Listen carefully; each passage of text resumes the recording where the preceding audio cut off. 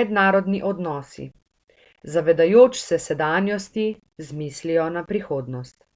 Mednarodna skupnost je polna izzivov, morda še nikoli tako kot danes.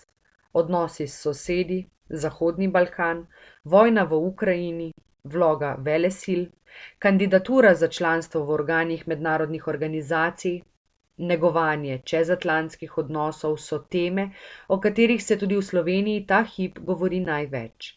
Toda mednarodni odnosi so mnogo več kot to in Slovenija se mora znajti v njih, predvsem tako, da spozna sebe, koliko svoje zunanje politične cilje in vrednote oznanja zgolj deklarativno, koliko pa jih dejansko živi in kako dejavno se udeležuje reševanja perečih mednarodnih problemov.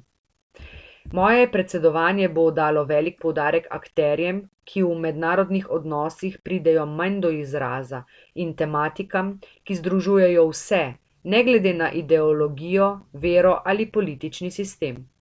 Med akterje, ki so redko v ospredju, sodijo tudi ženske. Opolnomočenje žensk ni zgolj demagogija. Varnostni svet Združenih narodov je že leta 2000 sprejel resolucijo, v kateri je poudaril enakost spolov kot temelj ohranjevanja mednarodnega miru in varnosti. Vloga žensk je torej ključna tudi, ko gre za vprašanje visoke politike.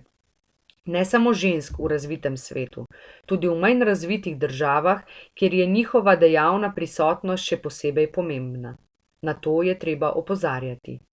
Poleg neposredno aktualnih bodo teme prihodnosti tiste, ki se jim bomo posebej posvetili. V ospredju bo znanstveno-tehnološka revolucija, ki jo čutimo v obliki umetne inteligence, sovražnega govora, dezinformacij. Vse to so orožja, ki lahko v nepravih rokah temeljito pretresejo mednarodne odnose. V razpravah bomo opozarjali na njihov vpliv na temeljne človekove pravice in svoboščine. To bomo počeli ne zgolj zato, ker je pomembno, ampak zato, ker smo k razpravi sposobni prispevati veliko znanja, ki ga v naši državi nedvomno premoremo.